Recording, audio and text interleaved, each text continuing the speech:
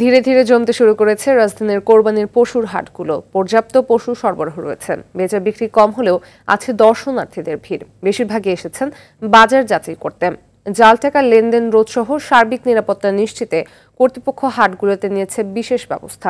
রাজধানীর পশুর হাট ঘুরে বিস্তারিত জানাচ্ছেন খান আলামিন।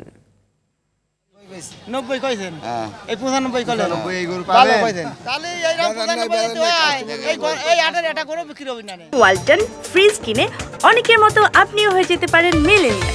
সেরা পণ্যের সেরা অফার। এই দর কষাকষি দেখে মনে হতে পারে হাট হয়তো জমে উঠেছে, কিন্তু বাস্তবতা একেবারেই ভিন্ন। বিক্রেতাদের সবাই অলস সময় পার করছেন। এখনো বেচা বিক্রিতে মন শুরু হয় নাই, কাস্টমার আসে নাই। আশা রাখি বৃহস্পতিবার থেকে ছুটি, বৃহস্পতিবার শুক্রবার ইনশাল্লাহ ভরপুর কাস্টমার থাকবে। ঈদুল আজহার বাকি সপ্তাহেরও কম। কুরবানির জন্য দেশের বিভিন্ন অঞ্চল থেকে রাজধানীর হাটগুলোতে নিয়ে আসা হচ্ছে বিভিন্ন ধরনের পশু। বিক্রি তেমন একটা না থাকলেও কানায় কানায় পূর্ণ হয়ে গেছে হাট। নাটোরের সিংড়া থেকে রাজধানীর তেজগাঁও ঢাকা পলিটেকনিক খেলার মাঠের অস্থায়ী হাটে বিশাল আকৃতির এই গরুটি এনেছেন এক খামারি। নাম দিয়েছেন তুফান, দাম হাঁকছেন 18 লাখ। খোলামেলায় 2 পার্টি বলে গেছে, একজন 10.5, একজন 11, একজন আরেক ভদ্রলোক 10 বলে গেছেন।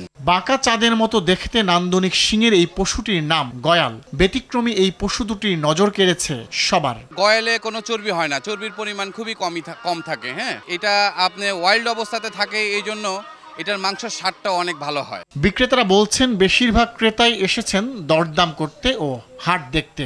অল্প দাম দিয়ে অনেকেই নিতে চাচ্ছেন পছন্দের পশু। এখনো তো গরুর হাট জমে নেই। গরু আলহামদুলিল্লাহ ভালো আছে। এই সময় গরু যে এত আসে পড়ছে, আলহামদুলিল্লাহ আরো আসবে। খাদ্য খাবারের যত দাম, তাতে গরুর দাম কয় তাতে মিশে না, হয় না। স্কুলে একটা প্রোগ্রাম ছিল, প্রোগ্রাম শেষে এখন গরু দেখতে আসলাম। ইজারাদারা জানিয়েছে জাল টাকা ও অসাধু চক্র ঠেকাতে তারা সচেষ্ট। সার্বিক নিরাপত্তা নিশ্চিতে নেওয়া হয়েছে যথেষ্ট ব্যবস্থা। জাল টাকা শনাক্ত করার জন্য আপনার এটিএম বুথে আপনার মেশিন আছে 2টি। এখানে চোর ডাকাত, আপনারা মলম পার্টি, বিশেষ করে পকেটমার যারা, তারা এই হাটে বেশি একটা আনাগোনা নেই, এটা আমরা বলতে পারি ইনশাল্লাহ। ঈদের আগে শেষ কর্মদিবস বৃহস্পতিবার। বিক্রেতারা আশা করছেন এরপর ক্রেতা উপস্থিতি বাড়বে এবং ন্যায্য দামে বিক্রি হবে গরু ছাগল। খান আলামিন, RTV, ঢাকা।